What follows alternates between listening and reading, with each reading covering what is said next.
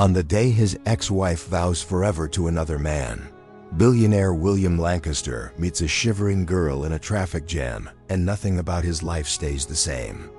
Isabella's fearless eyes pull him back to a childhood he buried, and to a missing father, Daniel Grayson, whose disappearance whispers through Olivia Sterling's immaculate empire. What begins as an act of mercy becomes a mission: expose the truth, protect the child, and face his own regrets.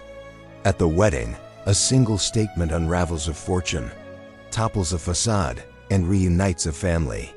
This is a story of redemption, justice, and the courage to choose kindness. Rain pinned the city to the pavement, flattening neon into puddles and erasing the horizon in gray. Each drop carried a weight heavier than water, a rhythm that pressed the night into silence. Somewhere in the distance, a bell tolled with the kind of slow inevitability that marked the end of things. Each strike a reminder that time wasn't something you held. It was something that slipped through your hands. William Lancaster stood at the bottom of the courthouse and next steps, his coat collar turned high against the storm. In his pocket, a manila envelope clung to his palm, damp at the edges where the rain had found its way in. It was heavy, not from the weight of paper, but from the ink of his own signature, a scrawl hastily signed on what the clerk had called an emergency clause. He had not read more than a line or two. The language had been dense, the kind of legal weave designed to tangle men until they forgot where they began. He had signed because it seemed easier than asking questions he wasn't ready to answer. His other pocket held a silver cufflink, smooth, cold, engraved with 2 letters. GG, he rolled it between his fingers, as though its ridged edges might carve clarity into the confusion. He told himself it was evidence, proof that the man who had worn it would return for it. That one day, there would be an explanation.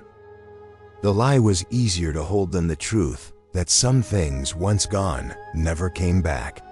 Behind him, the courthouse door groaned shut. The sound echoed into the rain, a gavel made of wood and water. William took a breath, trying to fix the weight of this night in his memory. He wanted to believe he could still turn back, that the ink was not yet dry, that he had not just helped someone vanish. "Mister." The voice was small, barely louder than the hiss of rain on pavement. William turned, scanning the alley that ran alongside the courthouse. A child stood there, shadowed beneath a broken street lamp, clothes clinging like wet paper. Eyes too large for a face so young. "Are you the good man?" the child asked, "or the bad man?" The words struck him harder than the rain. He opened his mouth, but no answer came. In the second it took to blink, the child was gone, the alley empty, the lamplight stuttering in the storm. William staggered forward, searching, but there was nothing. Just water running along the gutters, sweeping cigarette ends and paper scraps into drains. His heart knocked against his ribs, not from fear, but from the recognition that some questions refuse to leave you once they're asked. He gripped the cufflink harder, nearly cutting his palm with its edge. If he believed in omens, he might have taken this as one. But William was a man who built houses' foundations, walls, roofs. He believed in solid ground, not rain-soaked shadows. And yet, even the strongest house could be raised over rotting beams. You could cover the cracks with plaster, hang portraits on the walls, fill the rooms with laughter, and still, one day, the whole thing could collapse because the truth underneath had been ignored. The envelope bent beneath his fingers as he tucked it deeper into his coat. The cufflink stayed in his pocket, heavier than it should have been. A token, he told himself. Proof that the man it belonged to, Daniel Grayson, would step out of the storm and claim it back. But he never did.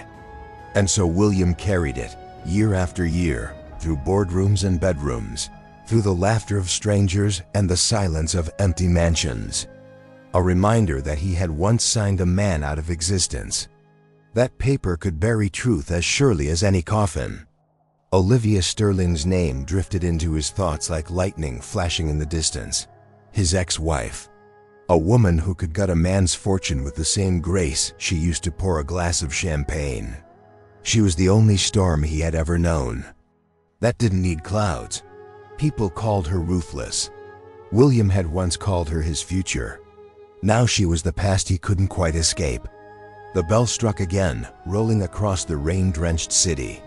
He closed his eyes and listened, telling himself that the sound was only time moving forward. But the truth was simpler and heavier. It was judgment. Later, much later, he would tell himself the night had been an ending, that the child's voice was just a dream carried on thunder, that cufflinks lose their owners all the time. But memory is less forgiving than law. It doesn't let you amend the clauses or negotiate the terms. Years would pass before he understood. Before the cufflink and the question and the storm all circled back to him. Before the truth he had buried clawed its way up, dripping with the rain he thought had washed it clean. I told myself that paper could make a man disappear. I never thought a child could make him reappear. The first roof William remembered was made of tin. Rain hammered it so hard at night he could barely hear his own breathing. His mother, when she was still around, would pull him close and whisper that a roof wasn't just shelter, it was a promise. A promise that tomorrow might not be as cold as today. She said it with conviction, even though the walls of their council, flat wept with damp, and the promise of tomorrow often arrived late, frayed, or not at all. When she was gone, disappeared into her own unfinished promises, William carried those words like a splinter under his skin. Promises were only as good as the beams that held them. And beams rotted. He learned this quickly, drifting through foster rotations, shuffled from one weary household to another. Each new family seemed to size him up not as a boy, but as a problem. To be solved. Too quiet, too intense, too stubborn. He collected these labels like unwanted furniture in a room already too small. The houses themselves told him more truth than the people inside them ever did. He noticed cracks in plaster before he noticed the names of the children he was meant to call siblings. He memorized the uneven tilt of floorboards, the way doors sagged on their hinges, the mildew stains that crept up bathroom tiles like moldy ivy.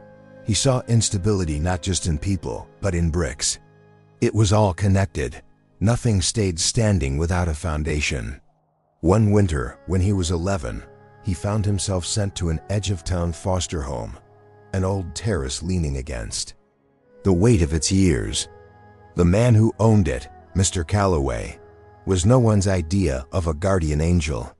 A retired mason with knotted hands and a voice like gravel, he spent more time in his shed than inside with the children. But William, restless and suspicious of human kindness, gravitated toward him. Calloway was patching a wall one afternoon.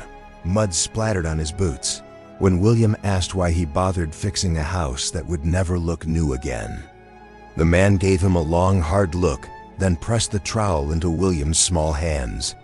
"You don't fix a house from the wallpaper in," Calloway said. "You start at the foundation.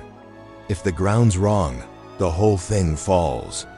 William tried to spread mortar the way he'd seen Calloway do it, but the paste clumped and sagged. The old man didn't laugh.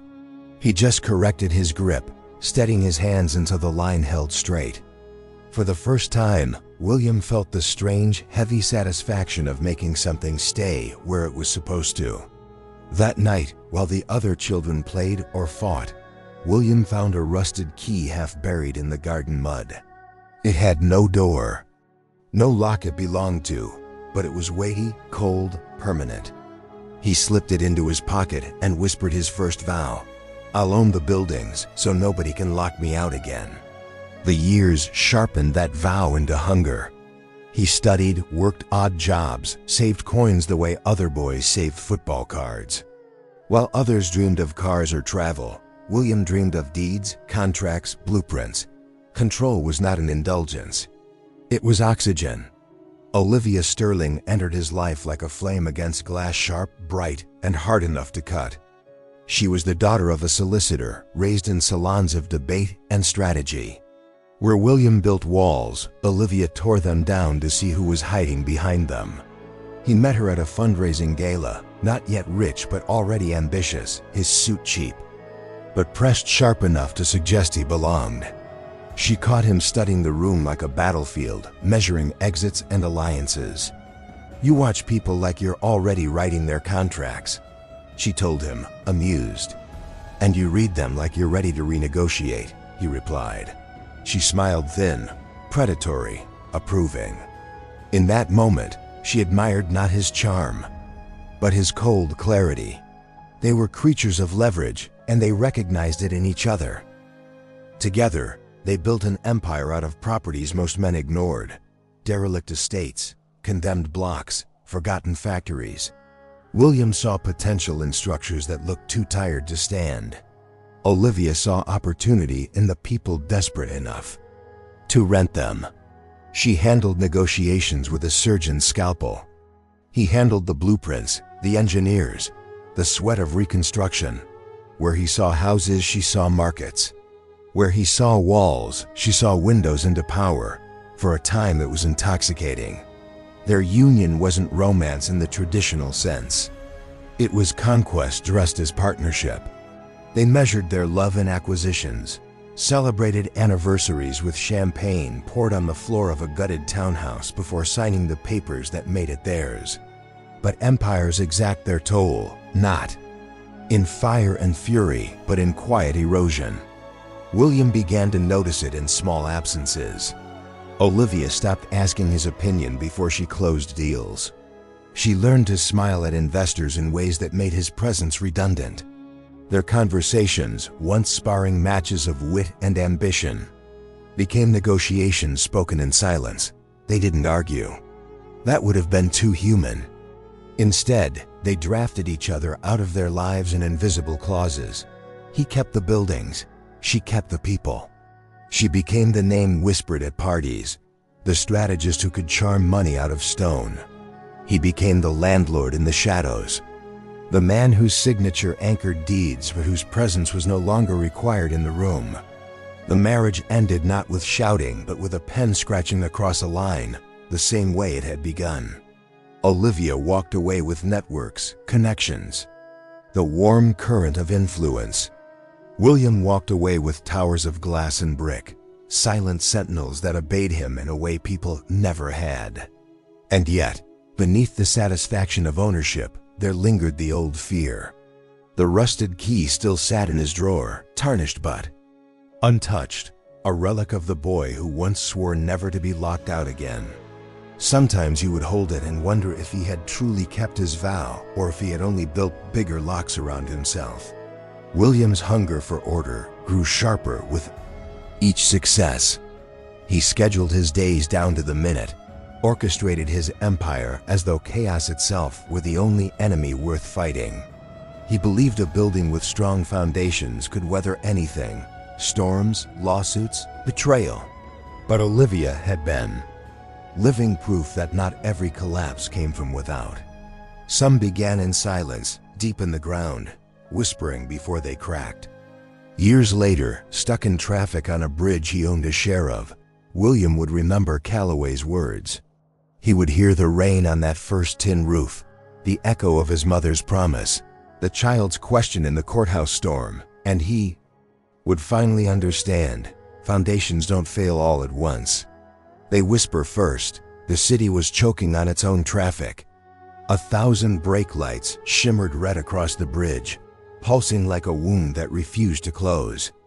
Dusk had slipped down from the sky, dimming glass towers into silhouettes, and the rain came in threads, steady, patient, unrelenting. William sat in the back of the car, the leather too tight against his shoulders. His driver, a man named Harris, tapped the wheel once, then let it go, knowing better than to fidget in William's silence. The windshield wipers kept their own slow rhythm: scrape, pause, scrape. A metronome counting time he didn't want to lose. It was his bridge, or at least partly his. A consortium project he'd invested in, a structure that cut across the river like a signature line. He had read the engineering reports himself, memorized the details, steel reinforcement, poured concrete, maintenance cycles. Foundations he could trust. But tonight, foundations didn't matter. Gridlock had its own laws, and he was just another body trapped in the artery. William opened his watch, closed it again. The second hand swept forward with mocking precision. He hated stillness. Stillness meant thinking, and thinking meant remembering. He shifted, tugged at his cuff, fingers brushing the edge of the old silver link he still carried like a thorn. That was when he saw her. At first she was only a blur moving between them. Cars, small and thin, clutching something to her chest. The rain caught in her hair, darkening it into tangled ropes. She went from window to window, holding out a bundle of flowers that looked half dead, their petals browned, stems bent. Most drivers waved her off or ignored her completely. A few rolled their windows higher. She stepped into the gap between lanes, misjudged the space, and a delivery van surged forward half a length, horn blaring. The girl slipped, skidding on the wet tarmac. For a heartbeat, she was directly in the path of the van's grill. William's body moved before his mind had time to argue. The door flew open, rain slapping his face, and he crossed the distance in 3 strides. His hand clamped around her wrist, jerking her backward with a force that nearly spun her off. Her feet. The van roared past, water spraying. Horns chorused behind him, angry, impatient. The girl clung to him for balance, her bundle of flowers scattering onto the asphalt.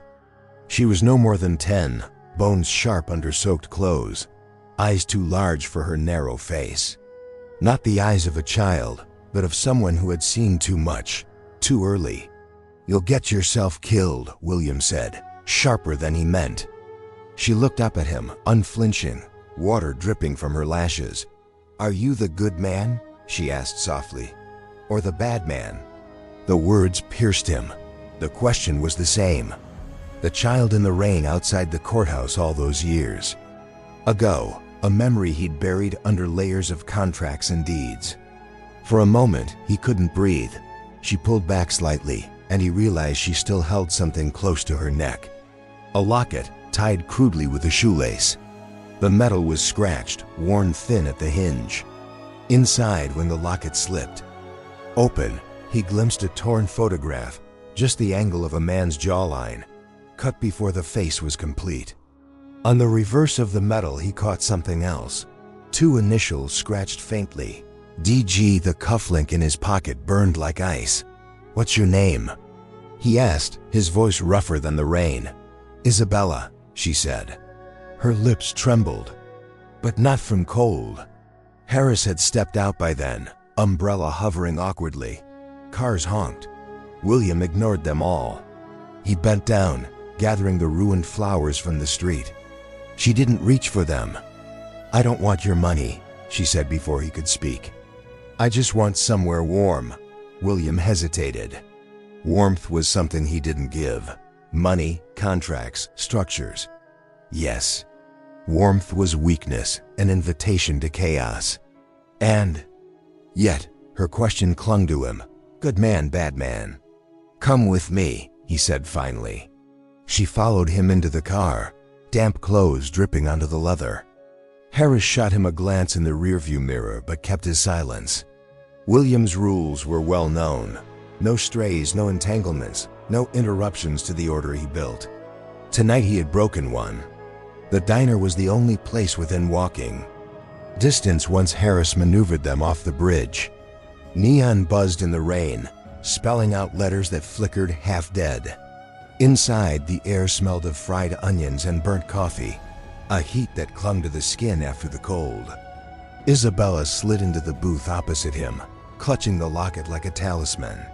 The waitress poured them both water without asking, eyeing the girl with suspicion and William with calculation.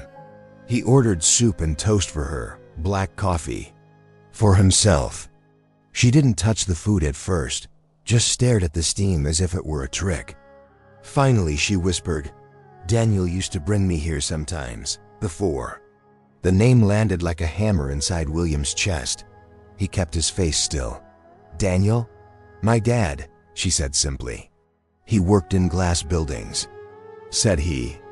"Was making things fair, but then he never came home." Glass buildings. William could see them now, Sterling and Wren's headquarters, towers of steel and transparency meant to symbolize integrity. He had walked those halls once, years back, when Olivia still called him partner instead of rival. And Daniel Grayson, compliance officer, quiet, meticulous, had been one of those men in the background. A man who had vanished during an audit. Paperwork shuffled until the absence looked like procedure. The cufflink again, cold against his palm. Evidence he once told himself meant Daniel would return. Evidence that had become a relic of guilt. "Do you know where he went?" William asked carefully. Isabella shook her head. "He gave me this," she touched the locket, "and said to keep it safe. Said it would tell the truth one day." Her voice cracked on the last word, as though truth was too big a thing for her small frame to carry. William leaned back, the diner's hum fading into the distance. He had spent years convincing himself the past was buried with the divorce. Olivia had walked away with her networks. He had walked away with silence. But silence, like foundations, whispered before it cracked. The waitress brought the check too quickly, hovering as if to hurry them out. Isabella ate with small, efficient bites, like someone trained not to waste food because it might be her last for a while. When the plates were cleared, she wrapped the toast crust in a napkin and tucked it into her pocket. "You can stay in a hotel tonight," William said once they stepped back into the rain. Her eyes narrowed, cautious. "Not without him. Who?" She whistled softly, and from the alley emerged a dog, matted, limping, ribs sharp under filthy fur. It padded to her side, pressing its muzzle against her hand. William's stomach clenched. He had always hated strays, animals, or people. They carried disease, disorder, responsibility. He opened his mouth to refuse, then saw the way Isabella's shoulders squared as though bracing for rejection. "They'll both be safe," he heard himself say. "You and the dog." Harris raised an eyebrow but went to make arrangements. William followed the girl into the lobby of a modest hotel. He signed the papers himself, slid the keycard across the counter. She accepted it like it was more valuable than gold. In the room, she set the dog on the bed, wrapped herself in the blanket, then turned to him with eyes that didn't belong to a child. "He gave me this," she said again, lifting the locket, "right before he—" Her words trailed into the hum of the heater. "Before who made him go away?" William asked quietly. She looked at him a long time, as though weighing whether truth was safe in his hands. Then she whispered a name he thought he had buried with the divorce. Olivia. The morning light was weak, gray as old paper, when William stepped into the hotel room. The air smelled faintly of wet dog and disinfectant. Isabella was already awake. She sat cross-legged on the bed with the stray tucked beneath her arm. Her eyes locked on the window as though the parking lot outside held answers to questions only she could hear. "You count them too?" she asked without turning. William paused. "Count what?" "Exits," she gestured with her chin. "Door, fire escape, window." The words fell too easily from her mouth, too practiced. William felt a shiver crawl under his skin. He had done the same arithmetic every day of his life. Council flats, foster homes, boardrooms, and even in his own penthouse. Always knowing the way out, always planning for collapse. To see it mirrored in her was like staring into a younger, hungrier version of himself. "You shouldn't have to know that at your age," he said finally. "Knowing doesn't make me older," Isabella replied. "It just makes me safer." She lifted the locket slightly, as if it were proof. The shoelace was frayed. It's not more stubborn than strong. She wasn't asking for comfort. She was explaining herself. William recognized the tone. It was the voice of a child who had stopped expecting the world to be gentle. He set a paper bag on the dresser. Clothes, shoes, they'll fit. She rummaged through them, not with the glee of a child given gifts, but with the clinical assessment of someone judging their usefulness. She held up the coat, checked the seams, and said, "Thanks," without looking at him. Gratitude, William realized, was something she couldn't afford to spend. The practical battles came quickly. Every move felt like a tightrope walk above a pit of questions. At the diner, the waitress frowned at Isabella's damp hair and torn shoes. William left a tip too large, hoping to buy silence. At the pharmacy, the clerk asked for ID when he tried to pick up medicine for her cough. Harris had to return later and smooth it over with cash. Even the hotel manager raised an eyebrow when William extended the booking, muttering about liability if anything happened to the child on his watch. Liability, William repeated under his breath as they walked back to the car, as though Isabella were a risk, not a person. The word followed him to his office where Julia Chun, his lawyer, greeted him with her usual brisk efficiency. But when he admitted what he was doing, her composure cracked. "You're housing a minor?" she said, closing the door sharply. "William, this isn't a stray cat. You can't just pick her up off the street and keep her in a hotel." "She has no one," William answered. "She has the system." Julia leaned forward. "I know you don't trust it, but it exists for situations like this. If someone finds out you've taken her in, especially with your history tied to Sterling, and Ren, you're walking into a storm you cannot contain." William's jaw tightened. He heard Calloway's voice again, rough as mortar dust. "You don't fix a house from the wallpaper in. You start at the foundation." "She's my foundation now," he said quietly. Julia rubbed her temple. "Then you'd better pray the walls hold." The investigation began with paper, as it always did. William returned to his storage unit, the cavernous space where he kept boxes of old contracts and deals long since buried. The smell of dust and rusted metal hit him as he stepped inside, Harris trailing silently behind. He found the box marked 2010 to 2012, Sterling and Wren audits. Inside were files stamped in fading ink, contracts yellowed at the edges. Beneath the invoices and subcontractor bids lay a folder slim enough to be overlooked. Its cover bore 2 words in red, "Emergency Clause." William opened it with hands steadier than he felt.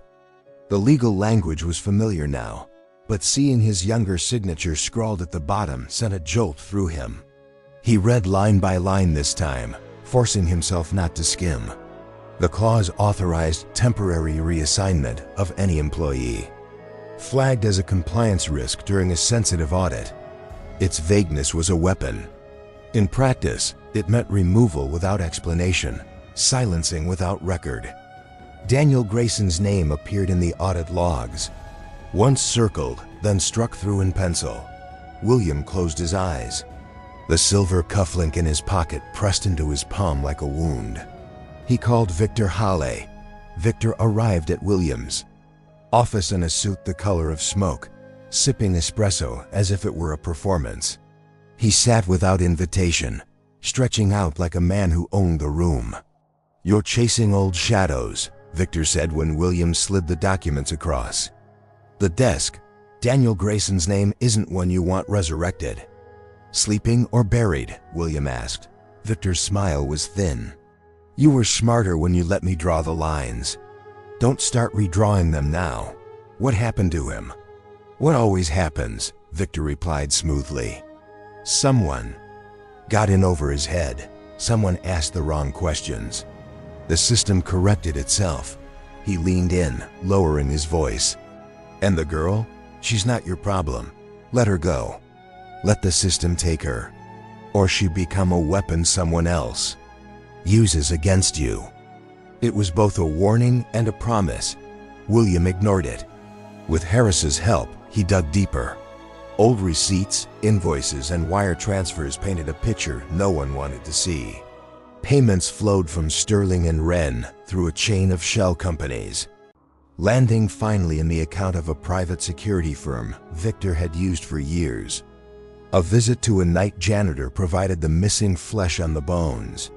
The man was old, his memory cracked with age, but certain details had never left him. "I saw them," the janitor said, voice trembling. "Strangers in suits, not ours. They walked him out the side door. Lip was split. He kept saying he had papers. Kept saying he wasn't afraid. But fear isn't what decides, is it? It's who's holding the door." The janitor's eyes filled with shame. William pressed a note into his hand, not for silence, but for dignity. That night, Isabella was restless. She lay on the bed with the dog curled at her feet, eyes fixed on the ceiling. "Do you believe in second homes?" she asked suddenly. "Second houses, you mean?" She shook her head. "Not buildings, homes, the kind you carry inside, in case the first one falls down." The question hollowed him. He thought of his mother's promises about roofs. He thought of Calloway's lessons about foundations. He thought of Olivia, who built empires out of leverage, not love. He had houses, hundreds of them. But second homes? The silence that followed was his answer. The breakthrough came in a box misfiled under miscellaneous contracts. At the bottom, wrapped in a rubber band, was a small encrypted drive. Its label bore Daniel's precise handwriting, "Foundations." William's heart pounded as he slid it into his laptop.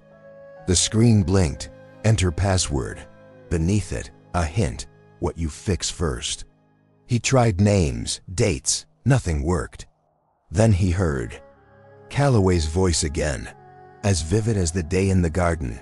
"You start at the foundation." He typed the word. The drive unlocked.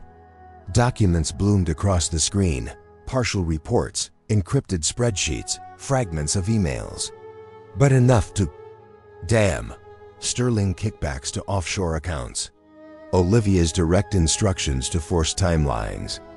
And Daniel's own notes, written like confessions in the margins. "They want silence. I can't give it. Foundations matter." William sat back, shaking. Hope surged like fire through stone. The locket, the cufflink, the proverb. They were pieces of a map leading here. Hope lasted less than a day. When William returned to his apartment, he felt it before he saw it. A book nudged slightly on the shelf. A drawer closed too carefully. His belongings were untouched yet violated.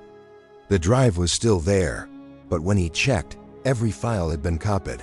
Not stolen. A message. The phone rang that night. Victor's voice was velvet over steel. "You've made your point," Victor said. "You found what you were meant to find, but there's no victory here. Let it go. Sell your shares, take a buyout, walk away rich, and let the girl go to the system. She vanished quietly, safer for everyone."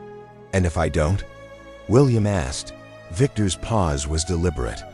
"Then you'll learn the difference between walls and windows.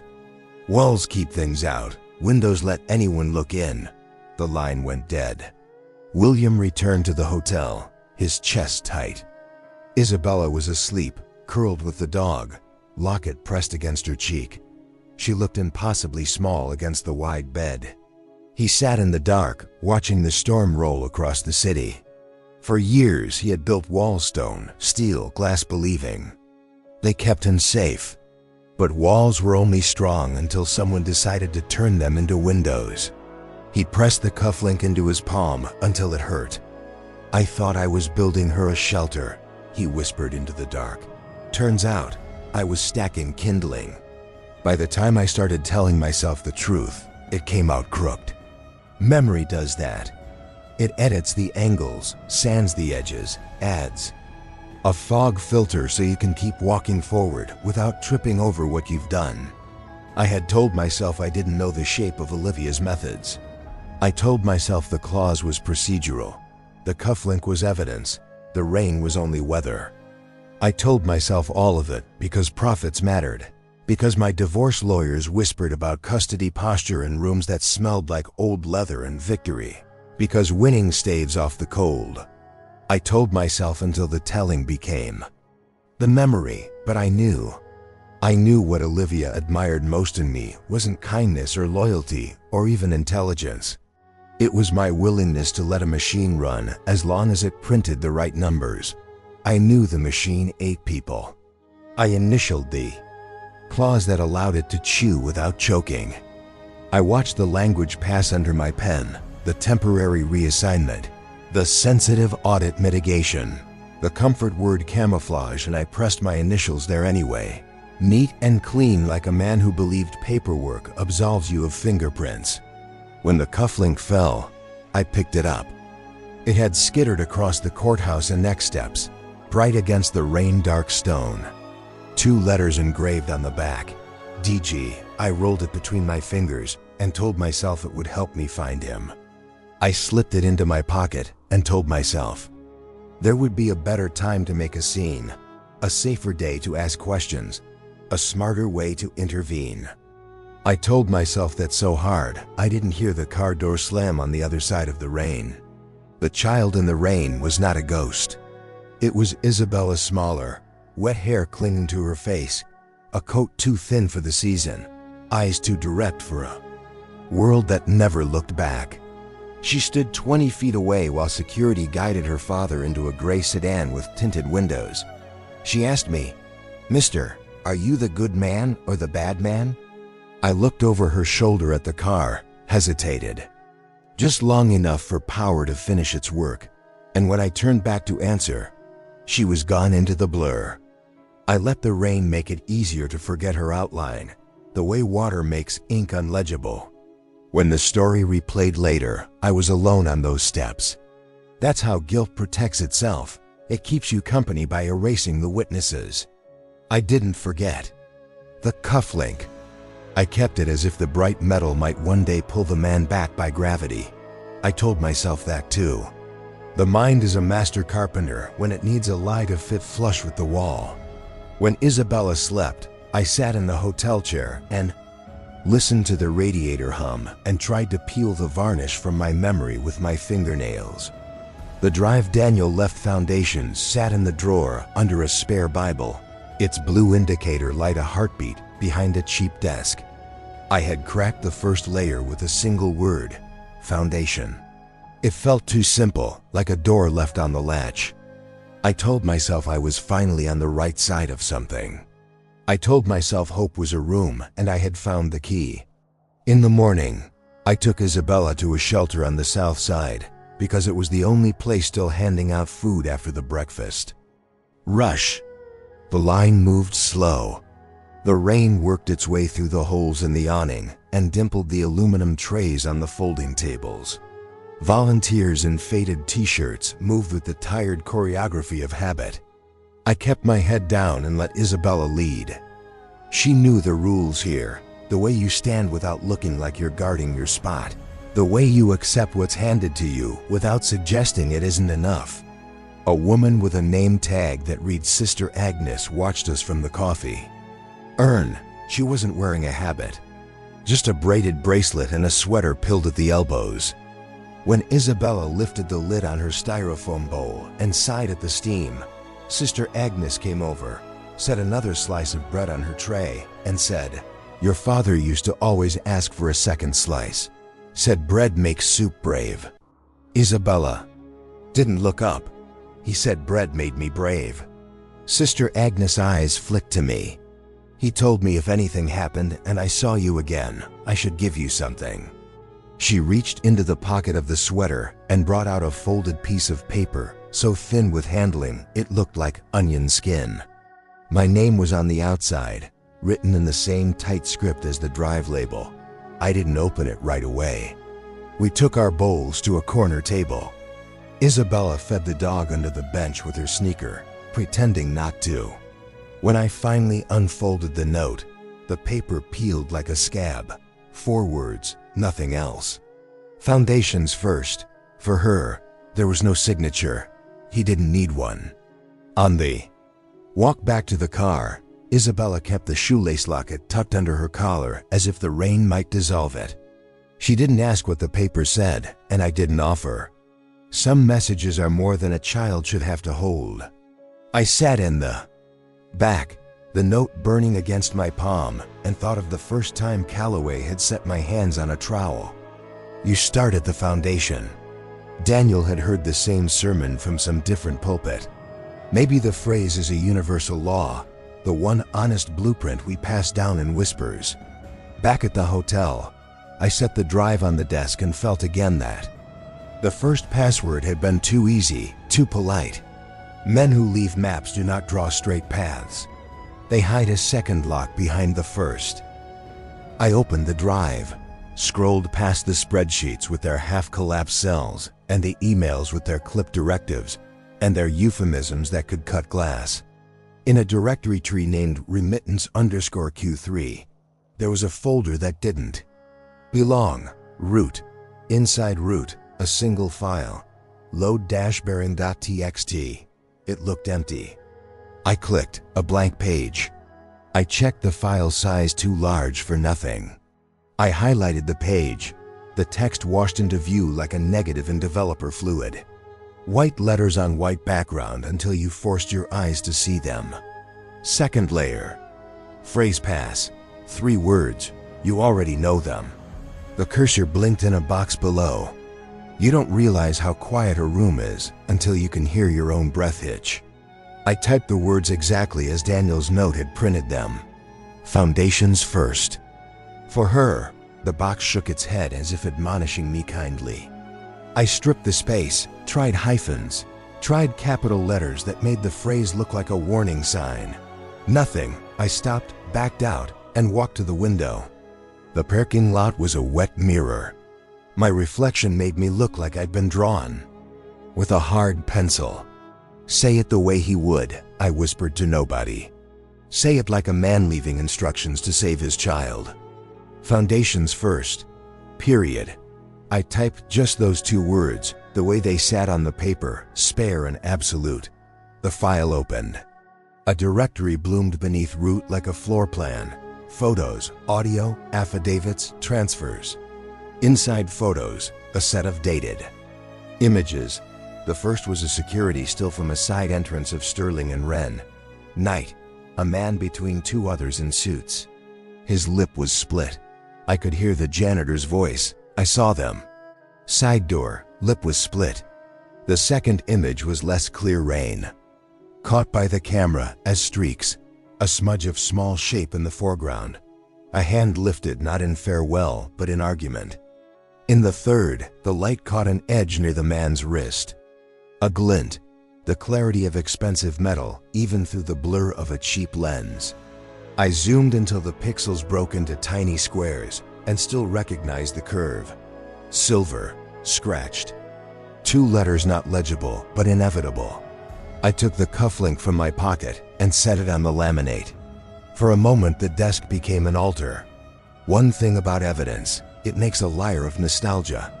Whatever tenderness I had spun around the object unraveled. It wasn't the promise I had kept. It was proof I had pocketed and then done nothing with the trophy of my cowardice. Under audio, snippets of recorded calls. Daniel's voice clipped but steady, stating dates aloud before describing unusual cash movements and untenable pressure from executive. In one file he cleared his throat and said as if to makes it count. "If anything happens, Isabella, if you ever hear this, foundations first." The last words wobbled. Not the voice, the recording. Someone had jostled the phone. There was a noise in the background like a door opening, like rain slapping concrete.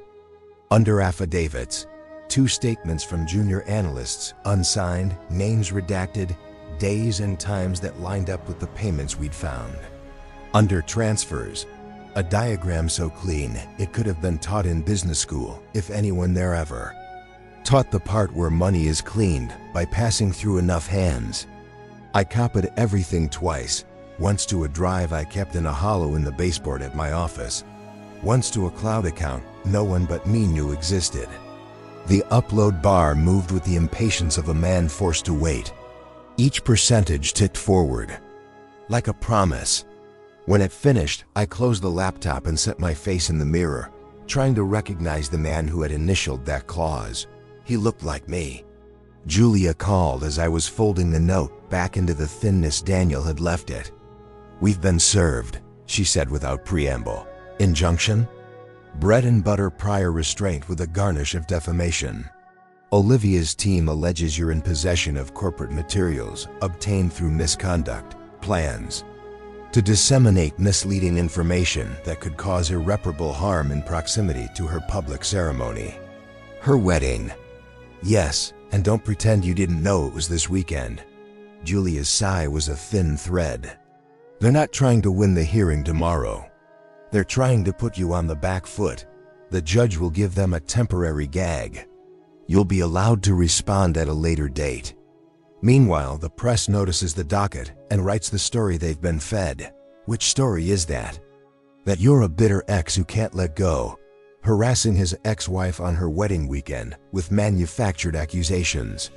They filed it to make the filing itself the headline," I said. "Exactly. Paperwork as performance. We had done it to others 100 times. Knowing the trick doesn't protect you from it when the light turns your way. Can we stop the hearing?" "We can slow it," Julia said, "and we can be ready with teeth when the actual merits appear. But timing is the weapon. They chose it for a reason." "I'll go to her," I said. "William, she wants a stage." "I'm tired of letting her choreograph off stage." "I strongly advise." "Advice noted," I said, and ended the call before I lost the nerve. The invitation came not by mail but by text from a number I hadn't deleted, though I had pretended I had. "Rehearsal, tomorrow at 4, St. Albans.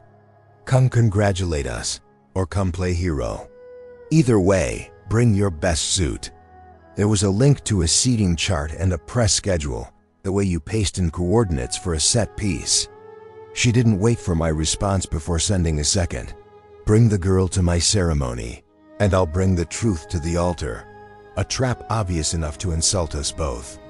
Or the only microphone loud enough for the truth to carry across a city built of glass. I went anyway. St. Albans was all stone and silence. The nave smelled of beeswax and old wood.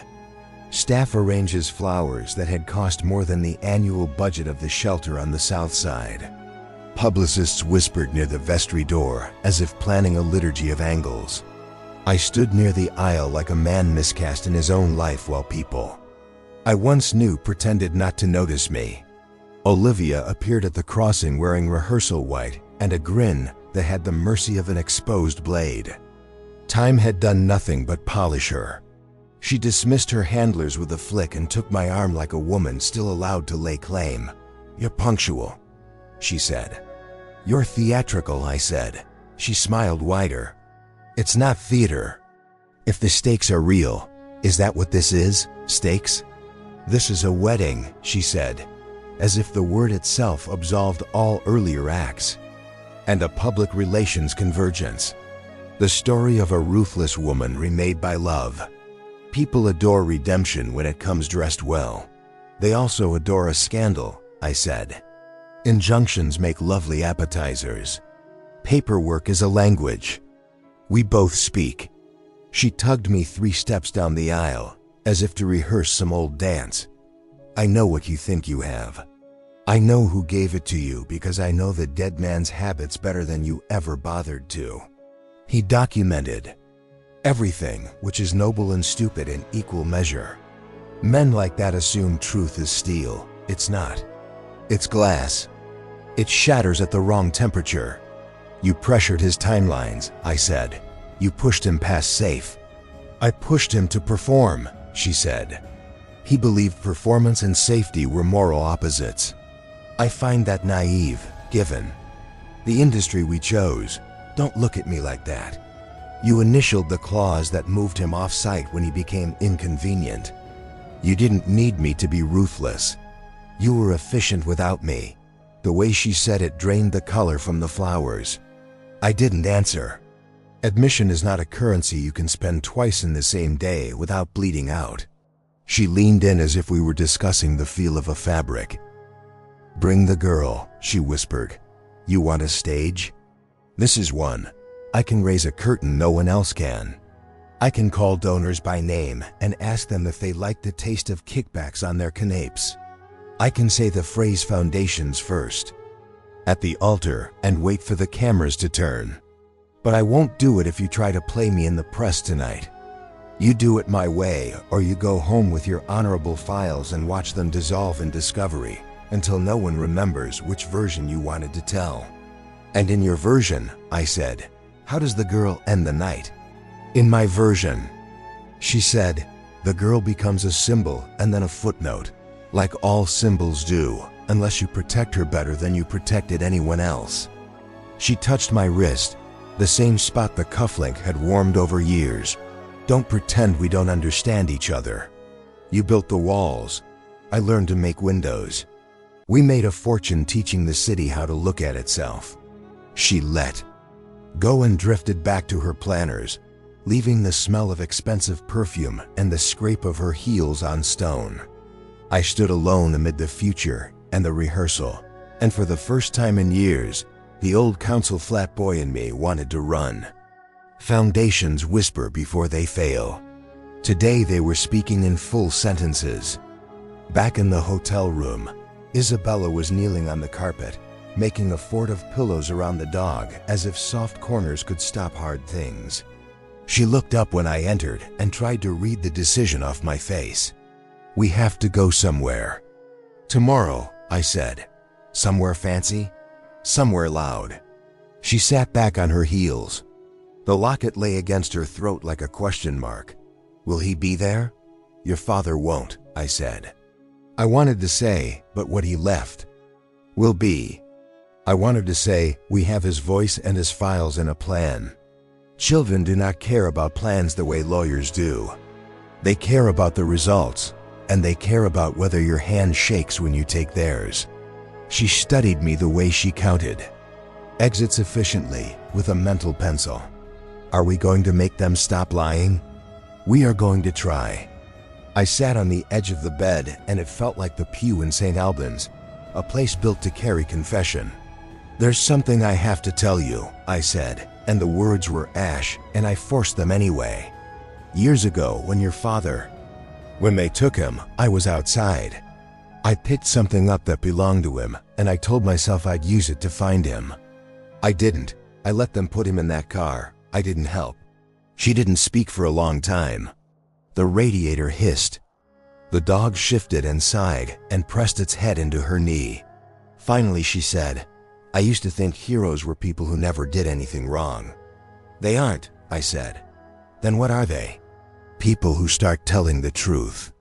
Before it's convenient. She nodded once, like a judge issuing a sentence nobody clapped for. She climbed onto the bed and pulled the comforter up to her chin. In the blue light from the parking lot, her face looked younger and older in alternating shadows. After a while, she said, barely above a breath, do you think a second home can be a person? I think it has to be, I said. She turned her head on the pillow and the locket flashed. Are you the good man or the bad man? I don't. No, the honesty was not brave. It was just too heavy to hide anymore. I tucked the cufflink into the inside pocket of my jacket so it would sit against my chest and remind me not to perform amnesia tomorrow. But tomorrow, I said, we'll find out together. The cathedral smelled of lily and varnished wood. White flowers lined the pews like soldiers, heads bowed under the weight of perfume. Chandeliers glowed against the stone vaults, softening the corners but not the edges. The string quartet played something elegant and weightless, but the notes skittered uselessly against the stone. Conscience hummed louder than violins. William adjusted the cufflink at his wrist. Silver, scratched, engraved DG, it shone like a confession pinned where everyone could see. The weight of it made his hand heavy. Isabella walked beside him, chin high, locket tight against her throat. She had borrowed a dress from the shelter closet, pale blue, fraying at the seams, but she carried it like armor. Harris trailed them in the aisle, close enough to guard, far enough to pretend he was only another guest. The cameras were all ready. Hungry. Rows of journalists filled the side aisles, lenses glinting like black eyes. Olivia had invited them to record her second coronation, the ruthless strategist reborn in Lace and Love. Redemption was her chosen headline. William's presence was meant to play antagonist, the bitter ex, silent in defeat. He had prepared otherwise. In his pocket, his phone buzzed with an invisible heartbeat. The Foundation's files had been uploaded to a journalist and to Julia, his attorney. A timer counted down. If the phone went dark for 10 minutes, everything would burst into the world like glass shattering. Failsafe, conscience with teeth. The ceremony unspooled as these things do. Standing, sitting, murmuring responses in unison, Olivia glided down the aisle like marble warmed to flesh, her dress a weapon of white. She smiled at the cameras, then at her fiancé, an investor with too much money and too little imagination. She never once looked at William. That was the cruelest skill she had ever mastered. Erasure performed with a steady gaze elsewhere. The priest's voice echoed from the pulpit, steady, rehearsed. Vows, rings, blessings. Time narrowed to a single phrase. If anyone knows just cause why these two should not be joined, speak now or forever hold your peace. The silence afterward stretched like a rope pulled tight. The quartet faltered, the air quivered. William's throat locked. He thought of speaking, of reading Daniel's files aloud in the language of numbers and bribes. But before he could move, Isabella stepped forward. Her shoes tapped against the stone, the sound too small for the room but amplified by silence. She stopped at the aisle's center, hands clenched around her locket. Her voice wavered, then steadied. "Olivia Sterling paid men to take my father," she said. The words carried farther than any microphone. "His name is Daniel Grayson." The room gasped. Gasps from the pews, from the press gallery, from the lips of people who lived on scandal, but rarely saw it born in front of them. The priest stuttered. Olivia's smile froze, elegant muscles hardening like plaster. William reached into his jacket and pressed the button. The lights dimmed as the projector hummed a life set up discreetly hours earlier under the guise of a rehearsal montage. Onto the stone wall bloomed images, Sterling and Wren emails stamped with Olivia's name. Wire transfers funneled through shell accounts. Security logs timestamped the night Daniel disappeared. Receipts and contracts annotated in Daniel's hand. Each slide struck like a bell, undeniable and merciless. The journalists surged forward, cameras snapping like gunfire. The investors in the front row shifted, faces draining to white. Olivia's new fiancé looked from her to the wall as though he had married a ghost. And then the doors opened. At first it seemed like another trick of theater, a late arrival. But the figure who stepped through was gaunt, limping, supported by Sister Agnes on one side and Horace on the other. His hair was grayer, his frame thinner, his face mapped with years of confinement, but it was him. Daniel Grayson, alive. The room erupted. Reporters shouted, guests rose to their feet. The quartet clattered into silence. Olivia's hands twitched once before she mastered them back into stillness. Daniel's eyes swept the crowd, blinking against the flood of light. He looked smaller than William remembered, but heavier somehow, as though each year of disappearance clung to his shoulders like wet stone. He walked forward slowly, every step breaking the architecture of Olivia's narrative. Sister Agnes steadied him, whispering encouragement. Harris's jaw was clenched, eyes scanning the crowd for threats. The pews parted as though the sea itself recognized the weight of return. Olivia struck first. "This is staged," she snapped, voice slicing through the noise. "A performance. A sick man paraded here for sympathy. William has orchestrated this circus because he cannot stand my happiness." All eyes turned to William. He stepped forward, cufflink glinting, projector still casting damning words across the wall. His voice was steady, but it cost him. "He's not the only sick man in this room," William said. Because sickness is not always of the body. Sometimes it's of conscience. He held up a page, one line, one signature, his own.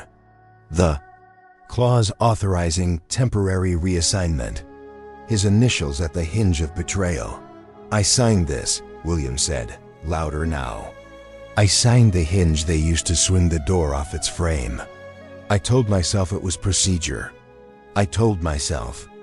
Lies because they paid well, and because silence won custody battles, and because winning mattered more than being decent. I knew what Olivia was, and I looked away. This is my signature, my failure. The crowd hushed. Cameras tilted, recording every syllable. Isabella stood trembling in the aisle, eyes wet but unflinching. William turned to her, unclasped the cufflink, and pressed it into her palm. This belonged to a good man, he said. I wasn't him then. Help me be him now. She closed her fingers around the metal, and for the first time since the bridge, her lips curved into something like hope. Olivia tried again.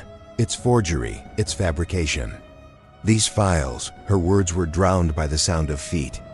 Uniforms moved down the aisles, police, regulators, tipped off by the journalist who had received William's failsafe.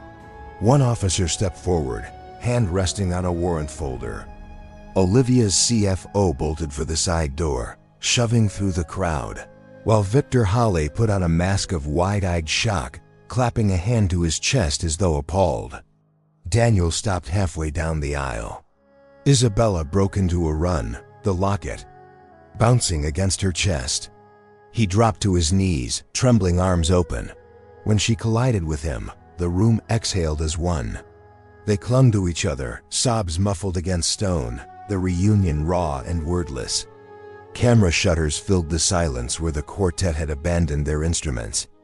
William turned back to the crowd. I own buildings, towers, blocks, streets. But I've learned foundations matter more than walls. So I'm giving them up. Effective tonight, I am transferring my properties into a housing fund. It will be called the Calloway Trust, after the man who taught me where strength begins. It will shelter families like mine once was. It will protect whistleblowers like Daniel, who are braver than I ever was. It will cost me. But it will cost. Less than silence. The room broke into noise again, shouts, questions, disbelief. But William's words were already out, anchored. He had built enough walls. Now he was tearing them down to leave windows. On the dais, Olivia's face was a mask cracking under heat. She opened her mouth, but no words came. The police moved closer. The journalists surged. Daniel wept into Isabella's hair, and William stood with cufflink absent from his wrist, a gap shining like a scar. Some vows save a marriage, some save a man. Weeks passed. The city kept moving. But for once it moved without Olivia Sterling at its center. The papers called her the Ice Queen cracked, some using sharper names. Charges stacked higher than the tower she once controlled: fraud, obstruction, conspiracy. Victor Halle, once her shadow and sword, had cut a deal. The fixer who prided himself on silence suddenly couldn't stop talking. He had traded his loyalty for a lighter sentence, and for the first time in his career, a measure of safety. When William read the reports, he felt no satisfaction, only a hollow sort of balance. Olivia hadn't fallen because he had struck the killing blow. She had fallen because truth had been forced to surface, dragged upward by the weight of too many lies stacked one upon the other. Towers collapse not because of the rooftop, but because the ground shifts underneath. William testified too. He stood in court and admitted what most men of his stature never confessed, that he had initialed the clause that allowed a man to vanish, that he had pocketed a cufflink instead of raising his voice, that he had let profit matter more than conscience. He did not posture as a hero or a whistleblower. He was simply a man telling the truth out loud for the first time in his life. The silence afterward had been heavier than the gavel. When it was done, he stepped away from the cameras, away from the noise. He turned his focus to something that didn't glitter or rise into the sky, but stood steady at street level. The Callaway Trust. The building wasn't grand. It was modest, brick-painted clean white, locks new and sturdy, the windows scrubbed until they glowed. Above the door hung a small plaque, the Callaway Trust Foundations. First, he ran his hand across the words as though they were a prayer. Carved into stone, Callaway's proverb had saved him once, and now it would save others. Inside, the place was alive with sound. Not the hollow echoes of empty halls, but the noise of life pushing against walls. Children's laughter, the clang of pots in a shared kitchen, the hum of conversation. It smelled of garlic and tomato, and William followed it to a dining room with tables that wobbled slightly on uneven legs. Daniel sat there, face fuller now, shoulders straighter, though time had etched lines that would never fade. He was twirling spaghetti on a fork, a ridiculous grin breaking through his usual restraint. Across from him, Isabella laughed so hard she nearly spilled her plate. The dog, washed and collared, sat under the table waiting for scraps, tail thumping against the floor. The sound of their laughter hit William harder than any gavel or headline. Once there had been silence in their lives, silence of absence, silence of fear. Now there was noise, messy and imperfect, the kind of noise homes are meant to carry. Daniel caught William in the doorway and lifted something from beside him. A frame, plain wood, small enough to hold in one hand. Inside was the cufflink, polished until it gleamed. Next to it, folded neatly, was the note Daniel had written years before, "Foundations first." "It doesn't belong in a pocket anymore," Daniel said, his voice even but rough with meaning. "It belongs where she can see it, where anyone can." Isabella beamed at the frame as though it were treasure. For her, it was. She set it in the middle of the table between the bowls of pasta, a centerpiece better than flowers. Later, as the dishes clattered into the sink and the night softened around the building, Isabella wandered over to William. Her eyes rained dark. Steady looked up at him with a familiar spark. "Are you the good man or the bad man?" she asked, but this time her tone was playful, almost teasing, as if the question had lost its power to wound. William knelt so they were eye to eye. He let out a breath, long and slow, and said, "I'm trying to be the good man, one key at a time." She nodded as though that answer was good enough. Maybe it was. Outside, the city's noise pressed against the windows but couldn't come in. Inside, the light from the kitchen spilled across the floorboards, warm as any roof his mother had ever promised. Home, William realized, wasn't the roof you slept under. It was the promise you kept. When nobody was clapping, hit subscribe and tell me where in the world you're watching from.